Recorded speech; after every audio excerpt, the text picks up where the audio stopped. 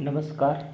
आज हम कक्षा 10वीं विषय हिंदी व्याकरण के बारे में बात करेंगे। व्याकरण हमें 14 अंकों के लिए है। उसमें से पहले प्रश्न के 2 अंकों के बारे में देखेंगे। इसमें आपको शब्द भेद, विकारी शब्दों के भेद, वाक्य में अधोरेखांकित शब्द का भेद पहचानना है। मतलब वाक्य दिया जाएगा, उसमें एक शब्द अधोरेखित किया होगा, वो शब्द कौन सा है ये आपको बताना है। इस रेखांकित शब्द में संज्ञा हो सकती है, सर्वनाम हो सकता है या विशेषण हो सकता है। इसमें क्रिया के बारे में नहीं पूछा जाएगा। ये 1 अंक के लिए है। इसी से संबंधित अविकारी शब्द या जिसे हम अव्यय कहते हैं, इसी प्रकार आपको एक अव्यय दिया जाएगा और उस अव्यय का आपको वाक्य में प्रयोग करना है। तो इस 2 अंक के बारे में आज हम बात करते हैं। आगे बढ़ते हैं। प्रयोग के आधार पर शब्द के भेद 2 है, एक विकारी और दूसरा अविकारी। विकारी का दूसरा नाम है सव्यय और अविकारी का दूसरा नाम है अव्यय। तो विकारी शब्दों के 4 भेद है और अविकारी के 4 भेद है। तो विकारी शब्दों के 4 भेद: संज्ञा, 2 सर्वनाम, 3 विशेषण, 4 क्रिया। उसके बाद अविकारी शब्दों के भी 4 भेद है, 1 क्रिया विशेषण अव्यय, 2 संबंध सूचक अव्यय, 3 समुच्चय बोधक अव्यय, 4 विस्मयादि बोधक अव्यय। ठीक है, आगे बढ़ते हैं। संज्ञा किसे कहते हैं? जैसे कि आप सभी जानते हैं, संज्ञा को हम मराठी में नाम कहते हैं। तो संज्ञा यानी नाम, किसी व्यक्ति, वस्तु, स्थान या भाव का नाम सूचित करने वाला शब्द संज्ञा कहलाता है। जैसे किसी व्यक्ति का नाम नरेंद्र, निर्मला, किसी चीज़ का नाम कलम, शहर का नाम कोल्हापुर, भाव का नाम नाराज़गी, प्रसन्नता, क्रोधी, दुखी, सादगी, किसी और संबंधित नाम गरीबी, पर्वत, हिमालय, स्वतंत्रता, पानी, दूध, सेना, भीड़ आदि। तो यहाँ ध्यान रखिए कि किसी न किसी चीज़ का हम नाम रखते ही हैं, वो चाहे दिखाई दे या दिखाई न दे, फिर भी उसका नाम रखा जाता है। जैसे कि अभी एक महामारी चल रही है जिसका नाम हमने रखा है कोविड-19, या कुछ समय पहले जून में एक तूफान आया था और उस तूफान का नाम रखा था निसर्ग। इसी प्रकार किसी न किसी चीज़, वस्तु का नाम यानी संज्ञा। अब देखते हैं सर्वनाम। तो संज्ञा के स्थान पर प्रयोग में लाए जाने वाले शब्द को सर्वनाम कहते हैं। जैसे कि हम मराठी में भी उसे सर्वनाम ही कहते हैं। नामाच्या ऐवजी येणारा शब्द म्हणजे सर्वनाम। तो यहाँ कुछ उदाहरण देखते हैं। मैं, हम, तुम, आप, यह, वह, ये, वे, कोई, कुछ, स्वयं, कौन, जो, वो या वह आदि ये शब्द सर्वनाम है। एक छोटा सा वाक्य, एक 2-3 वाक्य देखते हैं। हम कलिंगुड़ बीच पर पहुँचे। यह गोवा का सबसे लंबा बीच है। मैंने कई खेलों में हिस्सा लिया। तो इस वाक्य में हम, यह, मैंने, यह शब्द सर्वनाम है। तो संज्ञा के बदले प्रयोग में लाए जाने वाला शब्द यानी सर्वनाम, नामाच्या ऐवजी येणारा शब्द सर्वनाम। ठीक है, आगे बढ़ते हैं। विशेषण, संज्ञा या सर्वनाम, इसके बारे में विशेष या अधिक जानकारी देने वाला शब्द विशेषण कहलाता है। जसे हम मराठी में कहेंगे नाम किंवा सर्वनाम याच्याबद्दल अधिक माहिती देणारा शब्द किंवा विशेष माहिती देणारा शब्द म्हणजे विशेषण। यहाँ उदाहरण देखते हैं, पीला गुलाब मुझे पसंद है। तो इस वाक्य में पीला गुलाब के बारे में बता रहा है, तो इसलिए पीला शब्द विशेषण है। अथर्व होशियार छात्र है, अथर्व संज्ञा है, तो इसके बारे में या छात्र के बारे में जो बताया है वो होशियार है। उसके बाद पहलवान 1 लीटर दूध आसानी से पीता है। यहाँ दूध के बारे में बताया कि दूध कितना है, 1 लीटर, यह विशेषण है। हमारी कक्षा में 60 छात्र हैं, तो छात्र के बारे में अधिक जानकारी दी है 60, इसलिए 60 ये शब्द विशेषण है।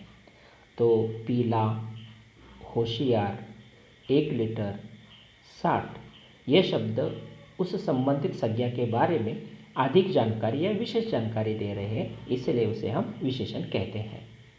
ठीक है, आगे बढ़ते हैं।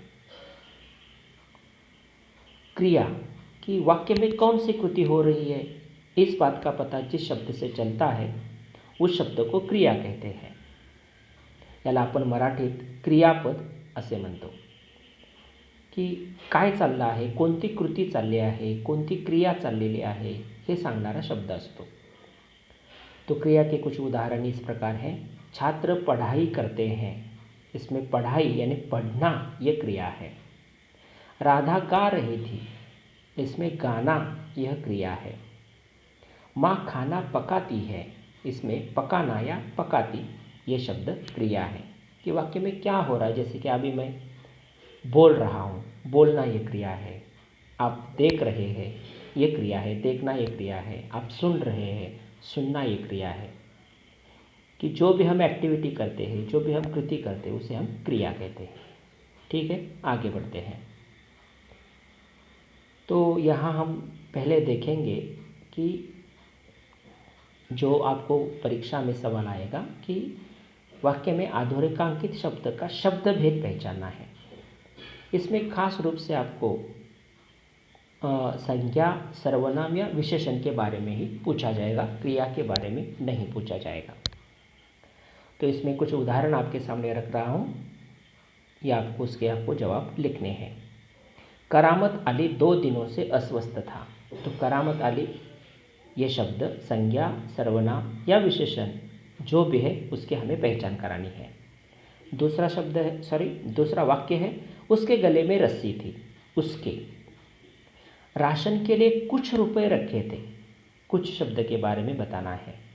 मेरे दिमाग में एक नए मुहावरे का जन्म हुआ। तो आपको नए शब्द के बारे में बताना है कि वो कौन सा भेद है, कौन से शब्द का प्रकार है विकारी शब्दों में से। हम मडगांव 23 नवंबर को पहुँचे। तो मडगांव एक शहर का नाम है, तो ये भी बताना है कि ये संज्ञा है, सर्वनाम है या विशेषण है। छठा वाक्य है, मैं उनसे पूछने लगा। तो उनसे ये शब्द भी हमें देखना है कि कौन से प्रकार में आएगा, संज्ञा, सर्वनाम या विशेषण। तो आपको वाक्य ध्यानपूर्वक देखना है और उस वाक्य में जो शब्द आया है उसे, अगर आपको कंफ्यूज है कि वो संज्ञा है, सर्वनाम है या विशेषण है, इसमें अगर आपको दिक्कत आती है, परेशानी होती है, तो आपको ध्यानपूर्वक याद रखना है कि संज्ञा यानी किसी न किसी वस्तु का नाम, सर्वनाम यानी संज्ञा के बदले आने वाला शब्द, यानी विशेषण यानी इन दोनों के बारे में, संज्ञा या सर्वनाम के बारे में कोई अधिक जानकारी या विशेष जानकारी देता है तो वो विशेषण होगा। तो इसी प्रकार आपको उसके जवाब लिखने हैं। ठीक है, आगे बढ़ते हैं। तो करामत अली एक व्यक्ति का नाम है, इसलिए वो संज्ञा है। उसके दूसरे संज्ञा के बदले आया, इसलिए वो सर्वनाम है। कुछ, तो जैसे कि कुछ आपने देखा होगा कि कुछ रुपयों के बारे में बताया है, इसलिए कुछ शब्द हो गया विशेषण। नए शब्द किसके बारे में बताया गया है, मुहावरा। कैसा मुहावरा, नया मुहावरा, इसलिए नया शब्द आ गया विशेषण। मडगांव शहर का नाम, इसलिए संज्ञा, और उनसे सर्वनाम। तो इसी प्रकार के वाक्य आप और देखेंगे तो आपको विकारी शब्दों के भेद आसानी से समझ में आ जाएंगे। ठीक है, आगे बढ़ते हैं और कुछ वाक्य देखते हैं। बाहर कोई नहीं है, कोई शब्द, चतुर्वैद्य विश्व, यहाँ गलती हो गई है, विष से भी दवा का काम ले सकता है। बापू की हिंदी अच्छी नहीं थी, तेजी के साथ बगीचे की ओर चल पड़े। राजा दशरथ वृद्ध दंपति के सामने बैठ गया। दंपति यानी पति पत्नी। सड़क कदाचित कच्ची थी, तो इसमें जो शब्द अधोरेखित किए हैं, कोई, चतुर, अच्छी, बगीचे, दशरथ, सड़क, इनके आपको भेद बताने हैं। ठीक है, अब देखते हैं उनके जवाब क्या है। तो कोई है सर्वनाम, चतुर विशेषण है, क्यों कि वैद्य कैसा है उसका गुण बताया है, वो चतुर इसलिए विशेषण है। अच्छी विशेषण है, क्यों अच्छी, क्यों क्या अच्छी, हिंदी उनकी अच्छी नहीं थी, हिंदी के बारे में उन्हें ज्ञान नहीं था। इसी प्रकार बगीचे किसी चीज़ का नाम है, संज्ञा। दशरथ व्यक्ति का नाम है, संज्ञा। सड़क किस चीज़ का ठिका जिसे हम नाम दिया गया है, वो संज्ञा है। इसी प्रकार हमें संज्ञा, सर्वनाम और विशेषण के बारे में और कुछ उदाहरण देखते हुए उसका अध्ययन करना है। ठीक है, इसी प्रकार अब एक बातें हो गई, एक वाक्य के एक अंक के बारे में हो गई। अब देखते हैं इसी से संबंधित जो सव्यय अव्यय है, तो आपको एक अव्यय दिया जाएगा और उसका आपको वाक्य में प्रयोग करना है, लेकिन वो अर्थपूर्ण करना है। यहाँ कुछ उदाहरण मैं आपके सामने रख रहा हूँ। और माँ और पिताजी, दो शब्द जोड़ने के लिए इस्तेमाल होता है इसका। तो माँ और पिताजी बाजार गए। और, तो और में फर्क ध्यान में रखें। और यानी मराठी में आणि, और यानी मराठी में कडे, त्याच्याकडे, तिच्याकडे, या पद्धतीने। तो और राम मंदिर की ओर जा रहा था। धीरे धीरे, हाथी धीरे धीरे चलता है। कभी कभी मैं कभी कभी टहलने जाता हूँ। वहाँ काफ़ी भीड़ नज़र आ रही थी। कि उसने कहा कि वह गांव जाने वाला है, तो कि भी यहाँ वाक्य जोड़ने के लिए इस्तेमाल होता है। तो इसी प्रकार आप अपने मन के कोई भी वाक्य बना सकते हैं, लेकिन उस शब्द का सार्थक वाक्य में प्रयोग करना बहुत ज़रूरी है। जो भी आप वाक्य में जितने शब्द लिखते हैं वो बिल्कुल सही हो, तो आपको उसका पूरा अंक मिल जाएगा। ठीक है, आगे बढ़ते हैं। इसी प्रकार आपके सामने मैंने कुछ शब्द रखे, उनका आपको वाक्य में प्रयोग करना आहे। इसलिए म्हणजे याच्यामुळे, त्याच्यामुळे अशा अर्थानं, भी म्हणजे त्याचबरोबर या अर्थानं, कल म्हणजे उद्या, ओ कुछ दुःख प्रकट करते हुए, ओ आजकल, आजकल म्हणजे आत्ता या वेळी, अच्छा। इसी प्रकार जो शब्द आएंगे, अव्यय आएंगे, आपको उसका वाक्यों में प्रयोग करना है। ठीक है, आगे बढ़ते हैं। इसलिए मैं बीमार था, इसलिए स्कूल नहीं जा सका। मैं भी गाना गा सकता हूँ। कल, हम सब कल स्कूल जाएंगे। ओह, वो बेचारा अनाथ हो गया। आजकल कोविड-19 का खतरा बढ़ ही रहा है, या आजकल कोविड-19 का खतरा बढ़ रहा है। अच्छा, अब हम यह अध्ययन बंद करते हैं। ठीक है, आगे बढ़ते हैं। तो इसी प्रकार मैंने आपको 10वीं कक्षा की हिंदी में जो व्याकरण का पहला हिस्सा है, शब्द भेद पहचानना और अव्यय का वाक्य में प्रयोग करना, इसके बारे में बताया। मेरे ख्याल से आपको ये जानकारी कम शब्दों में समझ में आ गई होगी। अगर आपको और भी कोई दिक्कत है तो आप कमेंट बॉक्स में लिखकर मुझे बता सकते हैं। या आप वीडियो ज़रूर देखें, दूसरों को शेयर करें और लाइक करें। धन्यवाद।